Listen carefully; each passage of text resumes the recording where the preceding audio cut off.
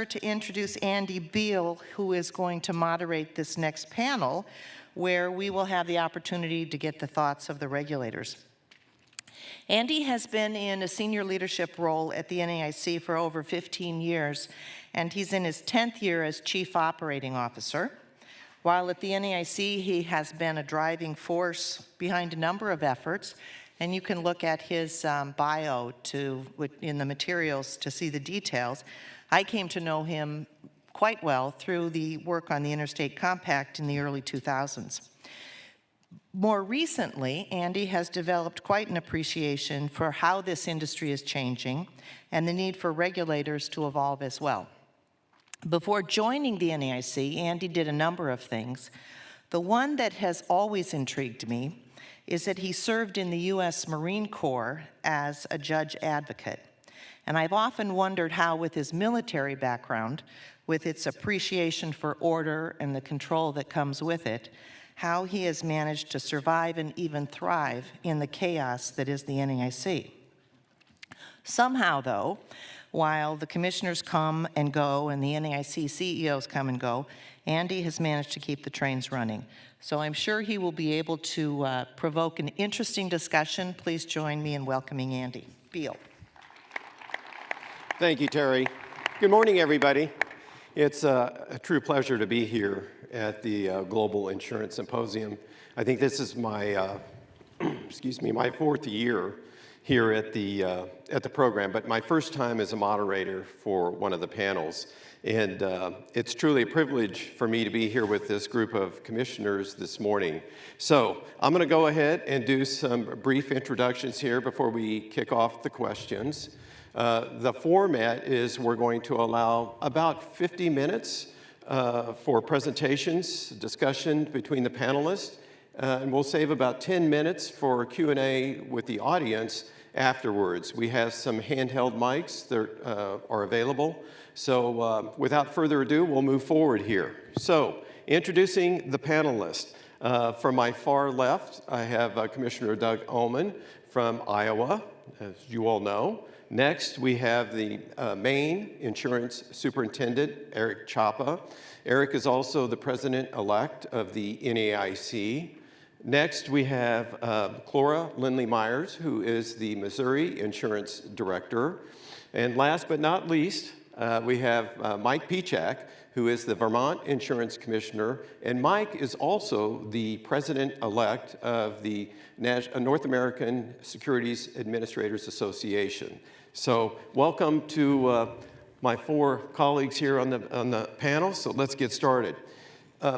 We've broken down these questions into some broad topical areas of insurance regulatory subject matter that we're working on in the states and at the NAIC, but we thought most appropriate for this program, we're going to start off and talk about innovation and technology. And as we've discussed here at this program over the last day or so, and certainly at the NAIC over the last couple of years, the world of innovation and emerging technology in the insurance sector, also affectionately known as InsurTech, or in some cases RegTech, it's very prominent, very important for state insurance regulators, for the industry.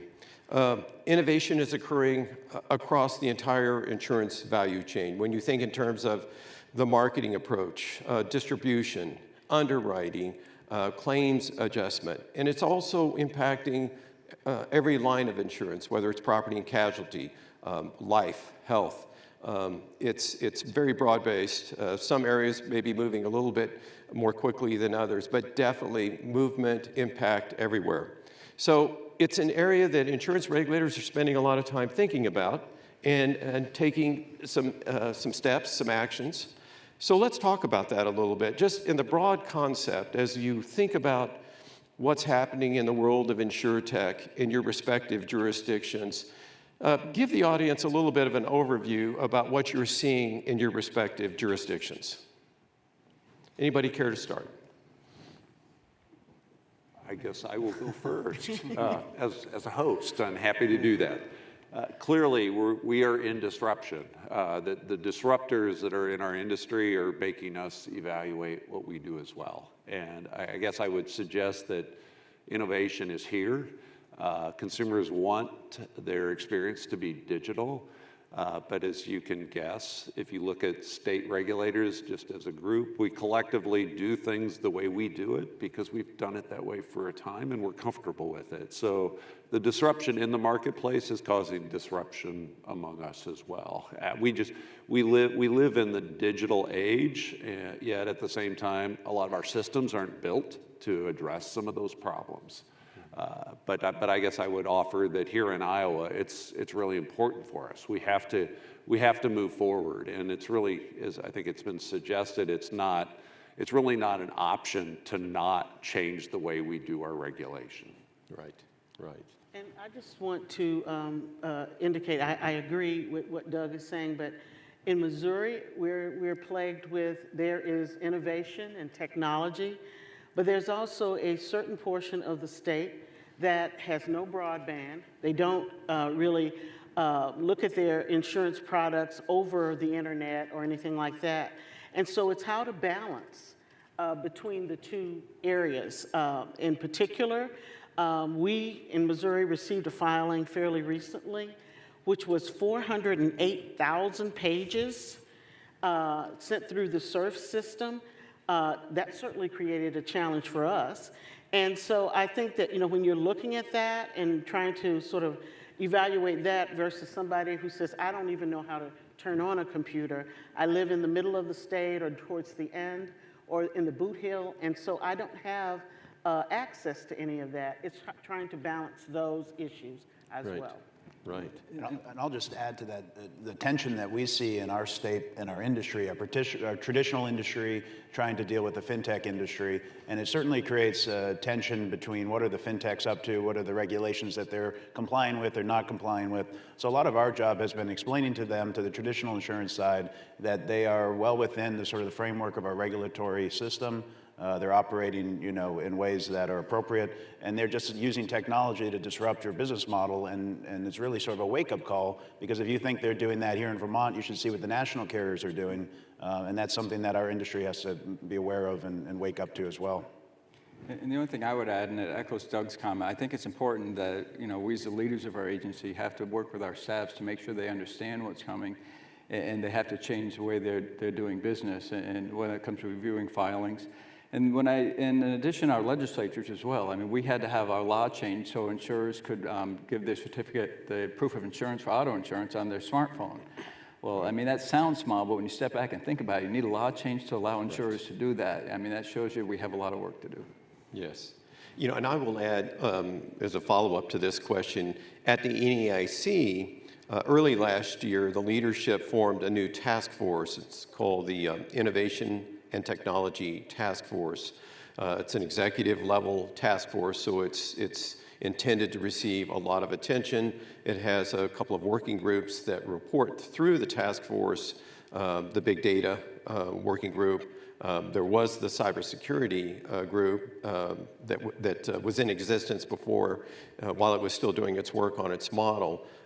So there's a lot more attention when you think about the national organization of state insurance regulators focusing on this area and touching on a point that came up in our breakfast this morning, and Director Lindley-Myers touched on it here just a few seconds ago. When you think in terms of the ability of the regulators to be able to handle some of these large filings or some other complex issue, I think there's a growing recognition among the commissioners that using the NEIC as the true regulatory support organization that it is to try to leverage technology, but also provide opportunities where the insurance regulators receive more information, they gain a better understanding of what's going on in the world of insurtech.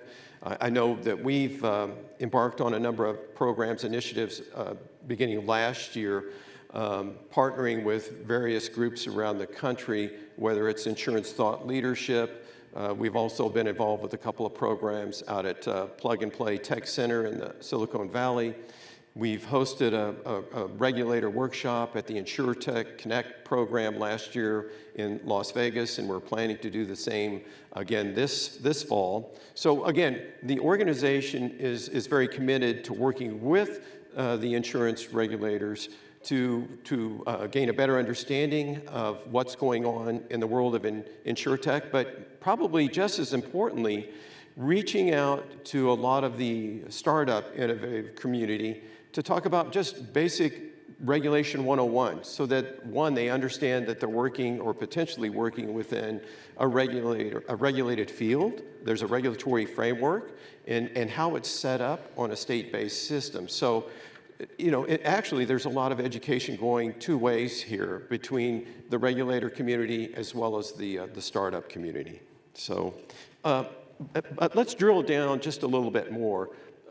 Lately at the NAIC, I know you all have been approached about this topic too on some one-on-one discussions, but the concept of a regulatory sandbox. So to allow innovators to have an area where they can experiment, try out new products or new processes, and the commissioner, in this case, would have discretionary authority about maybe relaxing some of the requirements, about maintaining consumer protections, for example. And we've had some initial discussions at the NAIC and some of our commissioner roundtable discussions about this concept. And I think there's a recognition that, well, the NAIC as a body is not in a position to do this because the NAIC is not a regulator. But as far as the individual states, what do you think about the concept of a regulatory sandbox? And if it's not a regulatory sandbox, are there other innovative approaches that you're considering or taking to promote innovation in your states?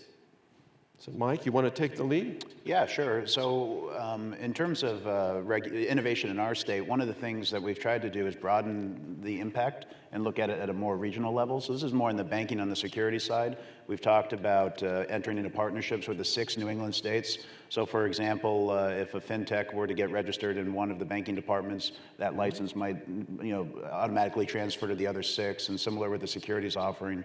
On the insurance side, we haven't had those conversations yet, but maybe something we're open to. But at this point, when fintechs, whether in our state or outside of our state, have come to us with issues, we've been able to work with them on one-off items, and we've been able to provide them some flexibility. So I think it's been important for us to have that open communication and open dialogue to understand what their innovation is, how it is implied to our regulatory system, and to ensure there's not harm to consumers. But I can't think of an example where we've run into a roadblock with a company that's been trying to innovate in our state due to this open line of communication and our ability currently within our toolbox to provide them flexibility. Any other panelists? I'll add a little. It's a harder issue with sandbox. I think there is a broad recognition we have to work with these innovators, and innovation helps consumers. But where do you draw the line with consumer protection?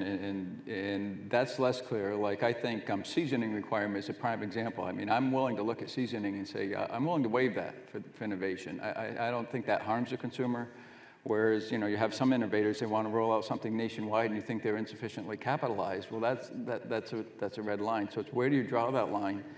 And the other issue I think is more of a national, is how do we enable someone to roll out something on a national basis in our state-based system? And I think there's ideas we can come up with at the NAIC, whether it's forming a working group similar to like FOG, where you get some committed regulators who say, if we can provide a forum for people to come forward, would the innovators come forward and we can make a commitment to try and roll it out in a core number of states? We have to be creative to be more broad, be more broad in terms of looking at it something other than state by state, I think. Good point. And speaking of creativity, thanks to Doug Ommen, when he was in Missouri, he set up the no action letter. And so in Missouri, we're looking at the sandbox approach because it gives the director a little bit more formalized opportunity and direction on how they want to operate within the the marketplace. And so by utilizing the no action letters, which is basically a company will come to us with a particular issue, we will make sure that we have a discussion with the company, and then there will be something that will be signed by the director that would say, yeah, in this particular circumstances, under these core examples or these core issues, we will allow you to do something or not to do something. And so that's what the no action letter has allowed us to do. So we are right now a training ground for some of the sandbox ideas. And it was due to the forward thinking of Commissioner Ommen. Thank you, Director, for that observation. And I guess I would add to this conversation in the view that I think that this is really an example of how important the state-based system is. That is, we as states do allow some laboratory experiments. And the work that we do as regulators, it's a balance between balancing the traditions of the industry and the laws that are in place with what consumers now want. And what consumers now want is they want immediate access. So there are rules that we have in place in terms of notice requirements that are going to cause us or put us in that position of balancing the traditions and the experience that we have over time with the demands that consumers are now placing on our market. And so I would offer that we as states ought to be to some degree independent in the way we think about these issues. We ought to always keep in mind our responsibilities for consumer protection and certainly never lose track of the requirements of solvency. But also I think that there is a place for states to offer opportunity for companies to do some experimentation. In working in the big data area, and I know that that's an area of some controversy as we look at it, but a lot of predictive analytics, it's living, it's breathing, it's the experience that is built as we speak. And so some of our traditions of file and use really don't work very well. Now, for some states may view that as, well, no, that's doctrine. That's what has to be administered in all circumstances. I think there are also states that will say, wait a second, if consumers are looking for this experience and they want to be able to do what they can to manage their risk, and they want that to be instantaneous in terms of reward, we ought to be finding the ways to deal with telematics. We ought to be finding the ways to deal with data collection within smart homes. We ought to be finding the ways, and at least in a pilot atmosphere, we ought to be finding ways to some degree adjust the rules. And I think that that's important, because if we don't allow the experimentation and we don't allow the ability to test, we as an industry, and we therefore as regulators, aren't going to allow consumers to move forward, because it's consumers that ultimately drive this business. That's right. Well, those are all four good ideas for us to think about. But I also think that one takeaway for the audience today with this area is that every commissioner that I talk to, and including many on their staff, they are very receptive to having dialogue and discussions with the innovators, not only the startups, but certainly with the legacy carriers, the legacy side of the industry. They're more than willing to talk, to again, try to discuss new ideas, try to get a better understanding how it will fit within the regulatory framework of the state. And again, a little bit of education going both ways. So, all right, let's have a little bit of fun in this area a little bit. So you can put your forward-looking caps on here.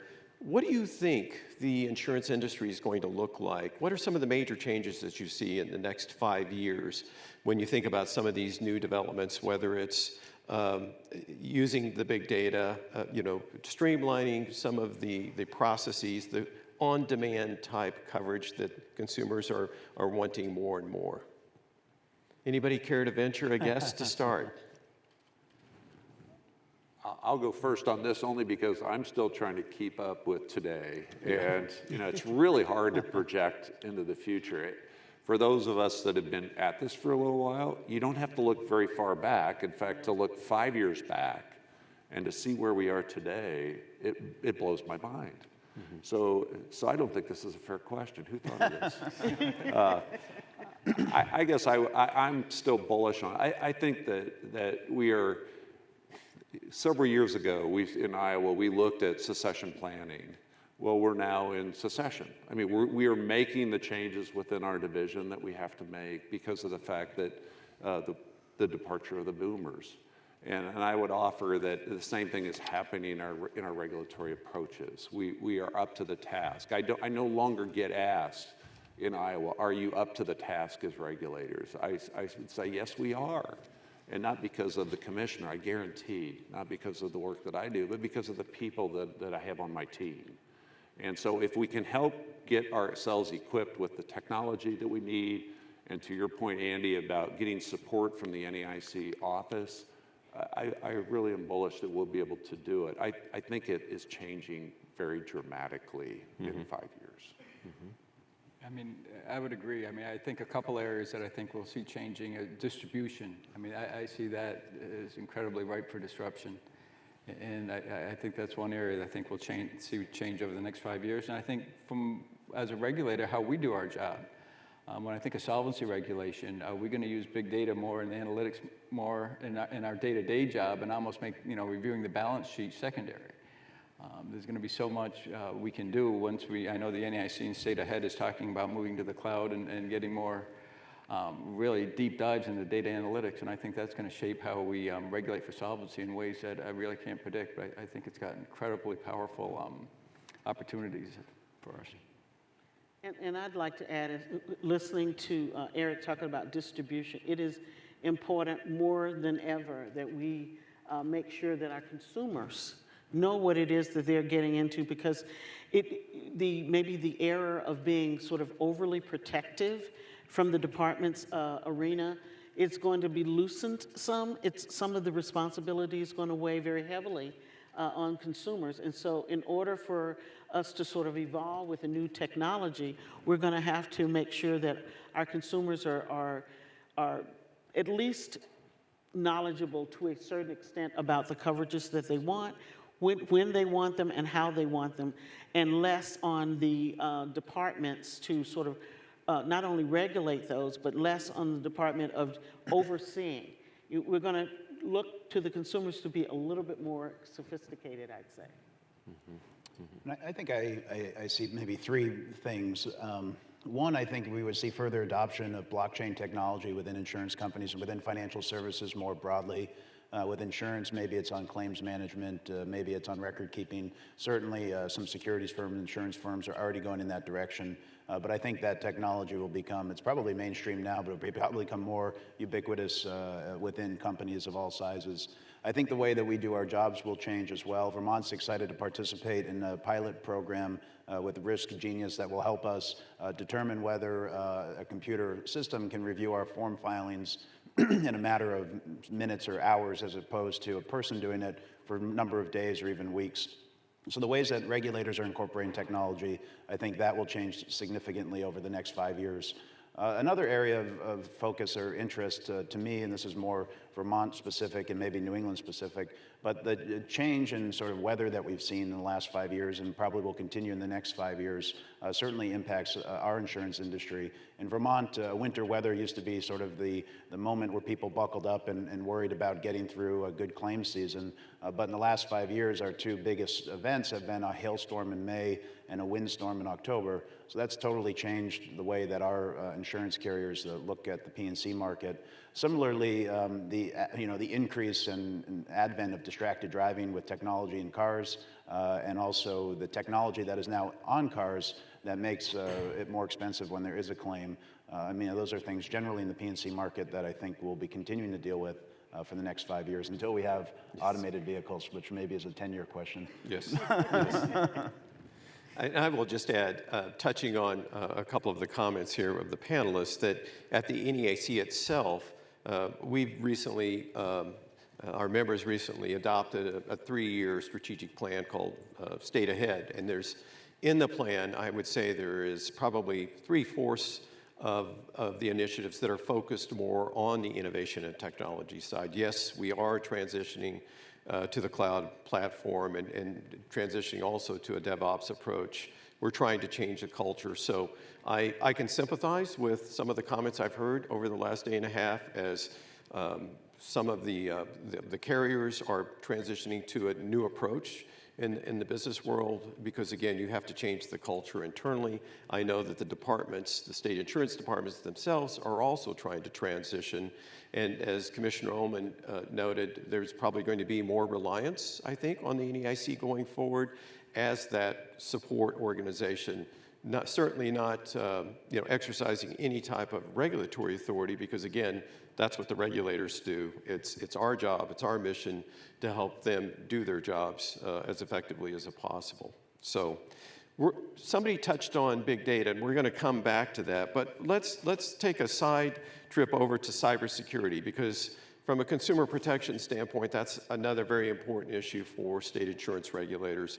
Over the last few years, going back, I think, to the Anthem breach, when that was really an eye-opening experience, I think, for most of the regulators, when that happened back in, I believe that was 2015, early 2015. The organization set up, again, an executive-level task force, cybersecurity task force, to focus more attention in this area. Some of the initial action steps, the group developed new standards to incorporate within the financial examiner's handbook, so that now when companies go through a financial exam, there is a focus on cybersecurity, resiliency, cybersecurity framework.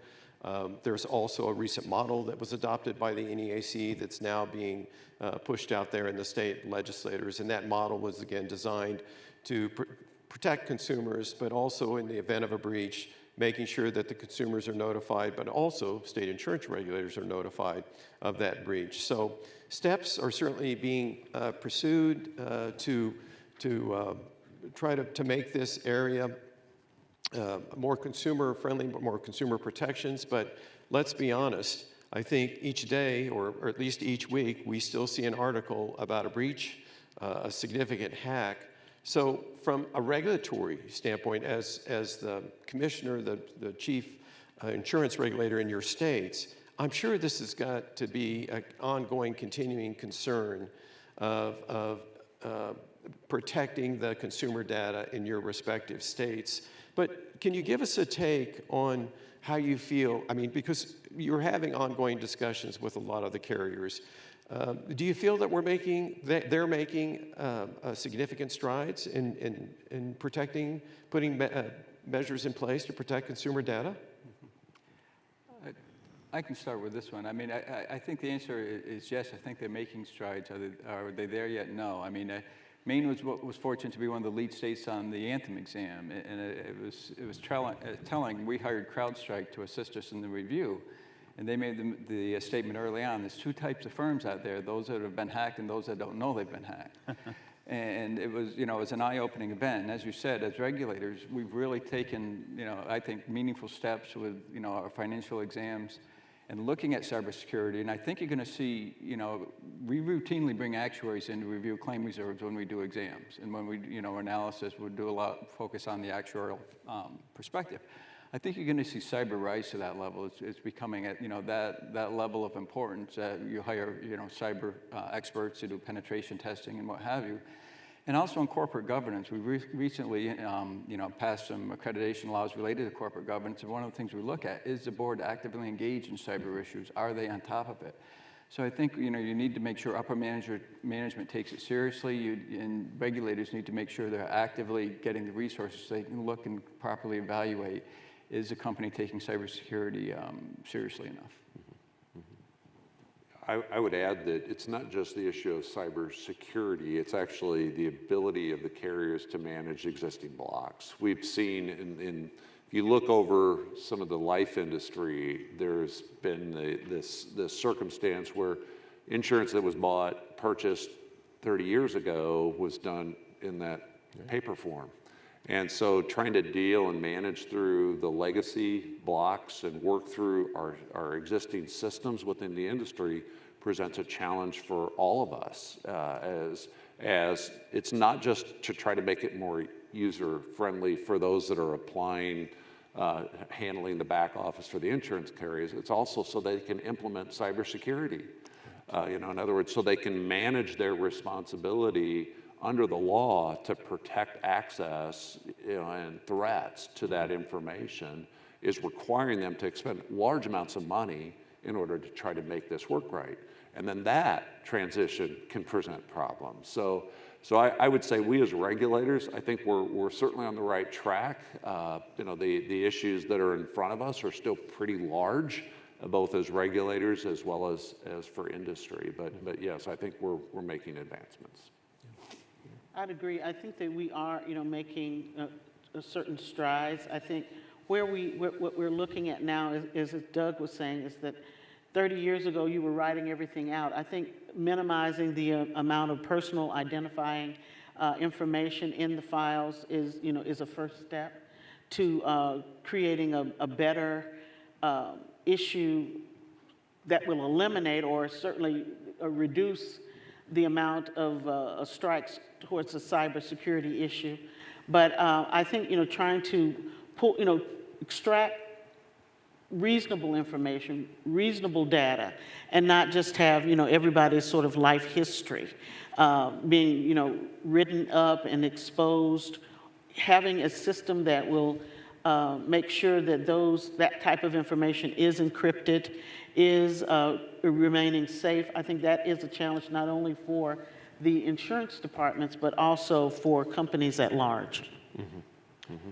And just to add to that, I think companies are taking this seriously, and I think a transition from just simply trying to prevent data breaches to this understanding that data breaches will occur at some point. So what is our response going to be to the data breach, both in terms of alerting regulators, alerting consumers, finding the response and mitigating its impact? And I think that's a good transition from an industry perspective because I think every IT professional, regulator, whomever would agree that it's impossible to prevent a cybersecurity attack 100% all the time. The thing that's a little bit, from a reputational standpoint, difficult for carriers to deal with is the media and the general public aren't as forgiving when it comes to data breaches. But certainly bungling the response to a data breach only will exacerbate the problem. And I guess from a personal perspective, the one thing that continues to concern me is the smaller company or the smaller agency or basically just the smaller players in the market. I don't think they're necessarily as familiar with the risk or as prepared to prevent it or to respond to it. And cyber criminals are indiscriminate when it comes to size. They just want the data and they'll pick the low-hanging fruit. So I think in some ways our smaller companies are the most vulnerable. I've got a question here about the new European requirement, tied into GDPR. And I know it touches both on cyber, and we're going to talk a little bit more about big data here in a few minutes. But do you think it's possible that in the United States we could implement something like what Europe is doing with GDPR? Do you see that as a possible scenario? We have to determine who owns the data first. Yeah. I mean, Europe has made that determination that the consumer owns that data, and anything the carriers collect, it's their data, and they have the right to, the right to be forgotten. I mean, I'm not an expert on what they're implementing in Europe, but I was on a panel in Zurich on that, and it just struck me the dichotomy, the difference between their system and ours. I mean, we're still, you go back to telematics, you're driving around, and then you go to switch insurers, you don't bring your data with you to say, underwrite me now based on my telematic history with the prior carrier. So until we resolve that issue, I don't see us, going in that direction. I'm not saying where Europe is going is correct, but as I understand it, they've resolved issues that are, to my knowledge, are yet unresolved here. Mm-hmm. Okay. Well, let's talk a little bit about big data now, because again, we've heard some discussion on this topic here at this program, but certainly at the NEIC, there's been quite a bit of work in this area over the last couple of years. So when we think of big data in the context of really what the insurers are, or I should say insurance regulators are focused on, we're thinking about social media, wearables, smartphones, telematics, our vehicles, it's moving, fits within the Internet of Things.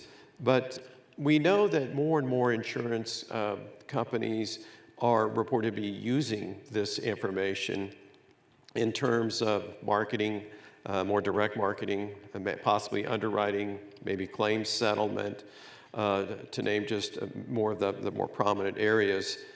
But we know this development has generated a lot of interest among the state insurance regulators. Mainly, it gets down to what information is being collected and how is it being used, and related questions, how is it being protected? The NAIC created the Big Data Working Group here recently to look into these areas, and Commissioner Ommen, you're leading that group this year, and there's a lot of good work going on. So, but there have also been a few questions raised about just, from the interested party standpoint. Well, what exactly is the group looking at? And what will be the role of the NAIC? This is one of those groups that was created to address what was a current problem, but in my view, it's one of these issues that will be with us for some time. Yes. So, but currently, I think I would suggest that the emphasis has really been on some of the predictive modeling and some of the challenges associated with states' ability to evaluate and assess what it is that's being submitted for filings. I think Director Lindley-Myers referred to a filing that was very substantial that her office received through SURF. The Big Data Working Group is designed to bring us as regulators together to assess our problems, to come up with some systems to deal with it. I would say it's safe to say that an individual state is probably not going to be in a position to be able to do that easily, certainly. Some states, I think, will find it difficult to ever do it at all, frankly. But I think if you are a proponent of the state-based system, I think, and I am, I would say we should embrace it, and we are embracing it in Iowa. But I think we will also look to the NAIC central office as a resource. I don't view it as some may as somehow creating another regulator. I view it as I have responsibilities here in Iowa to protect our consumers here. I take that responsibility very seriously. I have a very capable staff to help us in doing that here. But I also view that responsibility can carry into collaborative efforts through the NAIC. And so the Big Data Working Group right now has asked the Executive Committee and now the NAIC office to put forth to do a study to evaluate what is it that we could set up potentially as a common resource to assist us in Iowa in performing our responsibility over these predictive analytic filings that are challenging. And it's not going to end there, as I mentioned. I mean, this is one of those issues that as the insurance industry takes a different shape in a lot of ways, both on distribution as well as in the risk side of it, we're going to continue to have to make changes. And I would expect that we'll have to rely on, to some degree, some help out of the NAIC staff in doing that. But I will refrain. Here in Iowa, I view it as our responsibility, and we will go out and find the people within our own resources to perform that. And we will seek the technology in order to do the work that we need to do here in Iowa. Mm-hmm. Good. Any other panelists' thoughts on this topic before we transition to a new topic? Okay. I know we're trying to manage the time here, and there are a couple of other topics we want to cover. Let's talk about suitability for just a few minutes. I know we have a number of insurance agents, producers in the audience. This is an area that the NAIC has been focusing on for a number of years. We've got a model law, model regulation that's been through different iterations, and many of the states have adopted at least one of those iterations. But of course, we have the recent fiduciary standard that was adopted by the Department of Labor under the Obama administration. It's been tied up in the courts. The prospects for that going forward do not look very promising, I think it's fair to say. Now we have a proposal that's coming out of the SEC, the best interest proposal, that will be closely reviewed, and they're going to be soliciting comments. And likewise, the NAIC, Commissioner Ommen being one of the leaders of the initiative, is looking at revising the NAIC model, the current model, to again bring it more up to speed. A lot of this was being driven by some of the work that was done with the fiduciary duty standard, but also with the recognition that the SEC is moving forward now with the best interest proposal. So we'll start here with Commissioner Ommen and Commissioner Pieciak.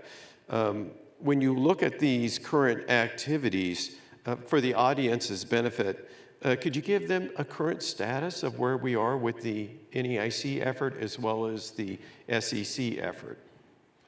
I'll just briefly mention the work of the NAIC has to date, or actually until the Fifth Circuit decision, we really were in a position of following, because I think that there was a perspective that we were going to be operating within a world where the Department of Labor had set up a standard that was going to cover all qualified money, and that put us in a little different posture where we were playing catch up. I think what the Fifth Circuit decision has done, regardless of whatever happens in that litigation, which is I think yet to be determined, I think it really puts us in the best position to try to do what will work.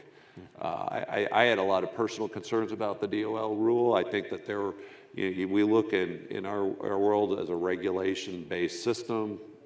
To turn over the responsibility of determining what the rules are to the private bar and to the courts, I think would put a system at risk in terms of delivering consumer choice. And so I'm really in a good position now, as far as I view it, as the NAIC being able to get something done. It's a collaborative process, and I'm interested in hearing Commissioner Pieciak's perspective on that. But through the NAIC, we'll work it through our committee structure, and I think we'll come up with some consensus.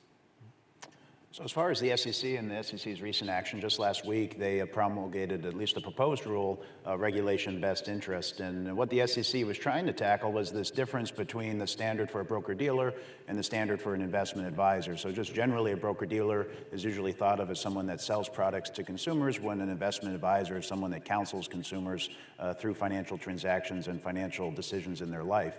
So there's been a long call for over a decade to harmonize those two standards, to bring the broker-dealer standard, which is currently a suitability standard, up to the fiduciary duty standard. So in Dodd-Frank, there was Section 913, which gave the SEC a directive to study this issue of best interest, to propose rules if they found it to be necessary. And these are the rules 8 or 9 years later that just came out. So they try to tackle a couple of things. They try to look at disclosure so that consumers know what the legal standard is with the individual that they're working with, whether it's a broker-dealer, whether it's an investment advisor. They try to tackle this issue of fees. What are the fee structure? What are the bonuses if I sell this product? And they try to have individuals put that into plain language in a 4-page, easy-to-digest document, which will probably be a struggle. And then they developed this idea of regulation best interest, and it's unknown exactly what that means, regulation best interest, and that's going to be something that securities regulators, insurance regulators are going to be looking at quite closely to get some more information and some more detail on that, and certainly be providing comments on that piece. And then they looked at this issue of titling. So people that hold themselves out as a financial advisor, the proposed rule says that broker-dealers that aren't operating as a fiduciary, maybe they shouldn't be able to call themselves financial advisors. That title should be reserved for someone that's operating under a fiduciary standard. So the SEC had some, disagreements that appeared in their public committee hearing last week. The proposed rule, whether it becomes final, I think is yet to be seen, but certainly a step finally by the SEC and something the NAIC will monitor closely, as well as the securities regulators.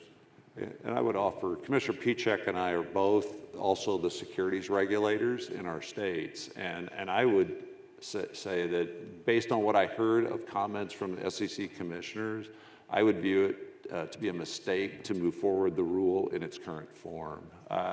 I listened to the testimony. I think many of you in the room may have listened as well, but the commissioners really, although they supported moving the rule forward as a proposal, I'm not sure any two of those commissioners actually agreed on what best interest was. And I think before we move into promulgation of rules that are going to have the rule or the enforcement of law, we ought to know what we're doing. So I would suggest that to the SEC as well as to my fellow insurance commissioners. And the only addition I'd like to make to the comments that were made is that when you're looking at suitability, each one of us, each state has to look at what's best for the citizens of those states. And I think that it's important that while we want to have something that might be spread across the land, it very well might come to just an individual state by state review of what's going on in your particular state and how whatever happens what it does to your consumers that is in that state. I think that, we do have to take an in-depth look at that, and we do have to utilize the resources of the NAIC in order to do it. All right. Well, we've got a few minutes before we go to Q&A, but there's one topic that we have to touch on simply because it's still a major impact across the country. I know you all are still spending a lot of time in this, and that's health insurance. We're in a situation now where states are transitioning into new areas. They're trying to keep their respective markets stable or as stable as possible as far as having providers in the marketplace. There's a little bit of experimentation going on now in the states too. So, briefly, we have a few minutes before we go into Q&A, but Commissioner Ommen, let's start with you. I know we had a good discussion about this even walking back from dinner last night. These are challenging times, and I know that you've been through a lot over the last couple of years here in Iowa. So tell us about the current lay of the land here and what lies ahead. We would like flexibility. We did propose a 1332 waiver last year, and I said that provision, that section is titled the State Innovation Waiver Provision. And the ACA has put in place such restrictions on the ability of states to innovate.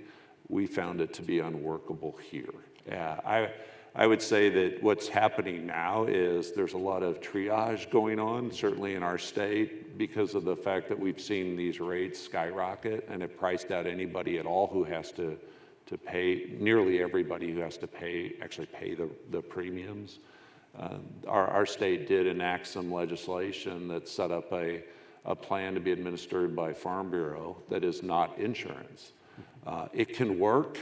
It can work in a circumstance where it needs to work. And again, I appreciate what Farm Bureau is doing to try to take care of its constituency. But the individual market will not work unless we get some flexibility back. It's just, there's some flaws in its design. Now, I have to say that Iowa is not representative of all of the country. There are some states where it's working better. But that really goes back to the one size does not fit all problem that we have. And when Congress gets involved, if they don't leave some flexibility, then those that are, where it's not working are left to wait till it fails everywhere. And that's not a good option either. Right.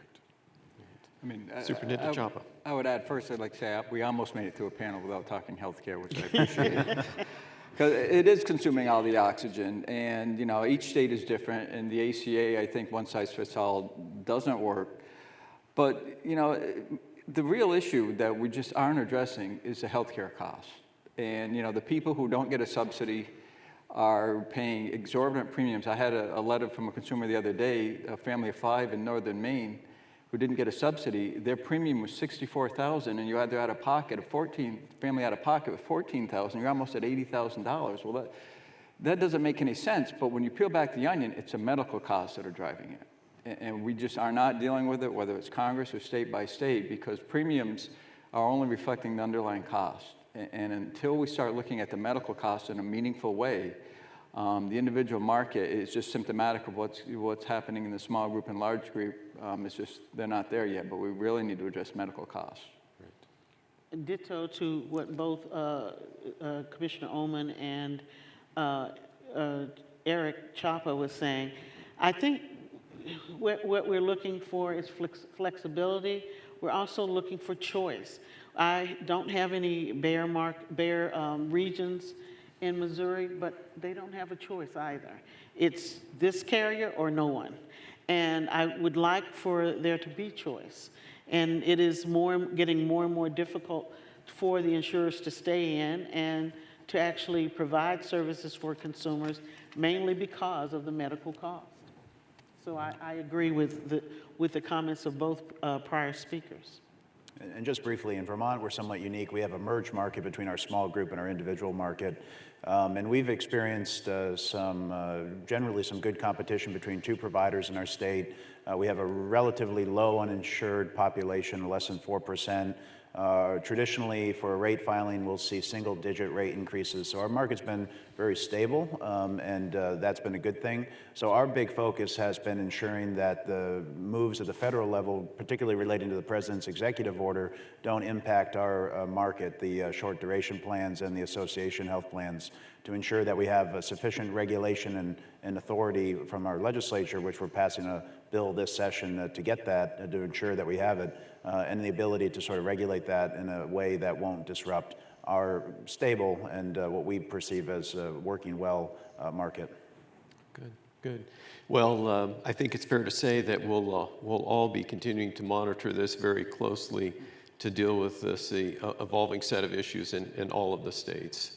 Okay, I think we've reached a point now where we need to pause and allow time for some question and answer with the audience. I think there are some handheld mics out there for the questionnaires. So, does anybody have any questions for our panelists?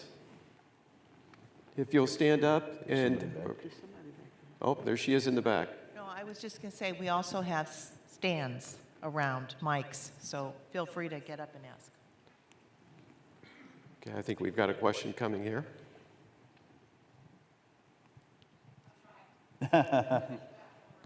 It's part of our wellness program. We want to make sure you get your steps. Thank you. Tracy Laws, Chubb. I have a question for the commissioners, and then if I may, I also have a question for the moderator.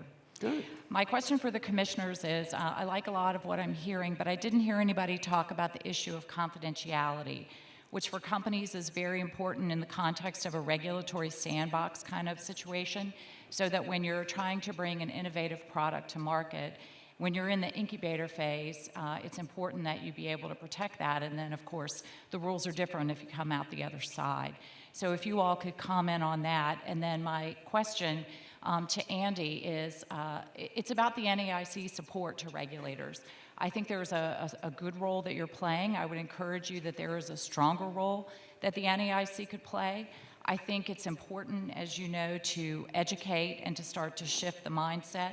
But I also think we should be exploring things like, we call it low-hanging fruit. Superintendent Cioppa mentioned the fact that they had gotten legislation through to be able to have a different way of showing identification in the auto insurance space. So helping states to identify those areas and having consistent to support them to be able to make those kind of changes.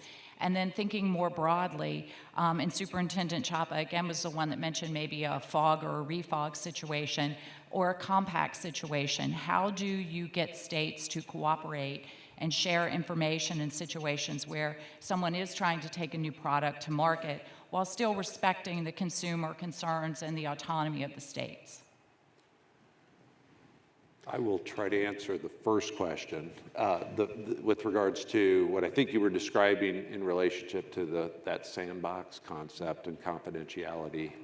We are designing and will be putting forth some regulations on a kind of sandbox idea. I'm not sure we'll call it that. But I think that issue of confidentiality relates to it. One of the things that we're all sensitive to is we don't want to pick winners and losers. Or at least to the degree that we start to allow some flexibility in the regulatory approach, we want to make sure that there's some transparency to it so that those that are maybe in a competitive circumstance, they have the ability to look in and see what's happening so that they can, because what we do as regulators needs to be public. Recognizing that, there needs to be contours of some confidentiality, because if it's a pilot, if it does involve some trade secret ideas, we want to make sure that we're respectful of that. So we do expect we'll be moving forward with that. Kay Godfredson, who is a first deputy in my office, has set up an innovation ring, which is really more conceptual than organizational. but we will be working on that in Iowa, and we consider it to be very important. And I would just add, in Maine, we actually have what we call a confidentiality protocol, which actually has been litigated and upheld and actually endorsed by the courts, where if we think it's a trade secret, we don't grant confidentiality. We allow the carrier to claim that this is confidential. I mean, as Doug said, we're a public agency, and transparency is our obligation, and we're always mindful of that. But we don't rule on whether or not it's confidential, but we hold it confidential. And if a party wants to see it, then we do a deeper dive. But as long as we think there is some merit to an initial argument that it is a trade secret, we put it through that process. And that has worked very well. Carriers have been able to develop things and keep it confidential as it works through our process. But at the same time, we can balance, if a carrier is making just a broad-based confidentiality assertion on stuff that clearly isn't, we don't hold it confidential. So it's really balancing our obligations as a public agency and the need to protect trade secrets. So that's the same attitude that we have in Missouri. If the company labels it proprietary, we'll hold it confidential. However, it can't just be on their word alone that is confidential. So, after going through some sense of synthesis, and we look at it, and there'll be a back and forth conversation between our department and the company. But generally speaking, it will be held confidential if we're convinced that it is indeed a proprietary item. That's the same for our state as well. And I think from the NAIC perspective, Tracy, when it comes to confidentiality, we very much recognize the industry's concerns. I mean, even from an NAIC operational standpoint, we certainly have assets that we deem to be proprietary, and we certainly, like any other organization, take steps to protect them and from a confidentiality standpoint, of course. But the points you raised about looking at new alternatives in the insurtech space, the insurance sector, I think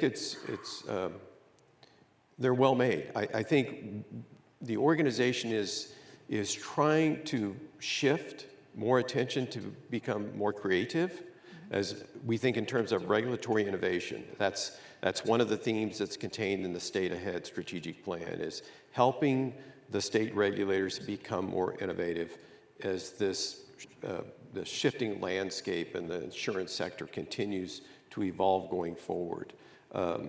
Yes, confidentiality will be a certain part of it. Yes, we're going to be discussing alternative ways, options for new players to come into the market or existing legacy players to expand or try something new, whether it's in the form of maybe a national framework where there can be a national rollout where an innovator may want to come in and say, well, we'd like to do a national rollout, get licensed in all of the states. I mean, that's something where some of the members will be discussing that, I think, going forward. As Commissioner Pieciak noted, there could be the possibility in certain regions where some of the states working together recognize each other's processes and decisions when it comes to new product approval, for example. All of those types of issues, I think, are on the table for discussion because, again, I think it needs to be, and I think the members recognize this too. And I think we're all on this journey together and trying to better understand, some of these new approaches, and of course, the regulators having the statutory duty to protect consumers first and foremost. But it's a balance. I think we all recognize it's a balance, but everybody's committed to working on these issues to again evolve and be better at what we're doing as we adapt to the marketplace, the new changes. And I think to add to that is that you're talking about what the NAIC can do, what the state insurance departments can do. Don't forget the legislators, because that's sometimes where we can get a little bit more flexibility if we can have that authority to do so. So it is a balancing act. But it's not just at the state regulatory agency level, it also includes the legislators. Understood, and we look forward to partnering with you. Thanks. Thank you. Okay. I think we have time for one more question. And it has to be a softball question.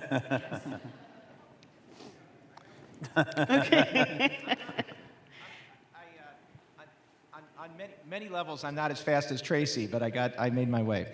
The Pat Hughes from Figure Baker Daniels, thanks for your great open discussion. I was curious, Commissioner Cioppa, you mentioned about potential efforts at the NEIC to try to have tools to move innovation nationally, right? So it's one thing to get it through your domestic or potential domestic, but then if speed is really of the essence of these things, that's sort of part of the heart of this, then how do we move those out?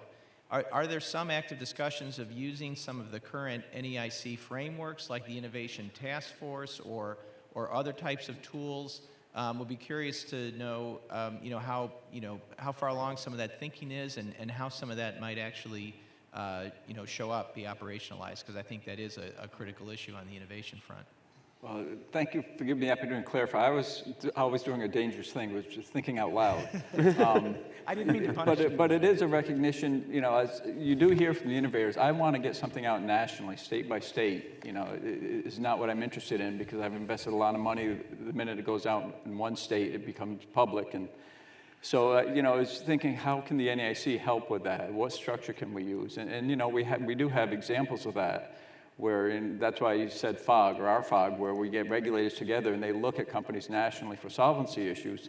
Can we use that concept here, or something like that concept? So, again, thank you for letting me clarify. That was more just of a thought that mulling around, but it's more of a recognition that we need to recognize there has to be some national platform, or there should be, that we can try and get speed to market on a broader basis. Understood. And let me just add to that, Patrick, and it kind of touches also what Tracy was saying, that these, the ideas that you all have, I would encourage you to continue to share those with not only the commissioners and their staffs, but also at the NEAC, because we do think this is a cooperative effort between the NEAC staff working with the task force to look at some of these ideas, to start posing maybe some new thoughts, new concepts, because again, this is the time to do it. We all have a lot on our plates, but at the same time, that's one of the reasons this new task force was set up. Part of that education process and being able to understand what's going on out in the marketplace with these new concepts. It's not a one-way street. We would certainly appreciate getting more feedback from you all as far as new ideas, and that's something we can certainly put before the task force and the other members to discuss and try to figure out. Maybe there are some really good approaches here that as a group they're willing to move forward with. Thank you much. Okay, well, I see we're past time, and Terry's giving me that look, so we're going to wrap things up, and will you please join me in an applause for our panelists? It was a good discussion this morning. Thank you very much. Really appreciate you taking the time to be up here with us this morning. It was great. Thank you very much to all of our panelists.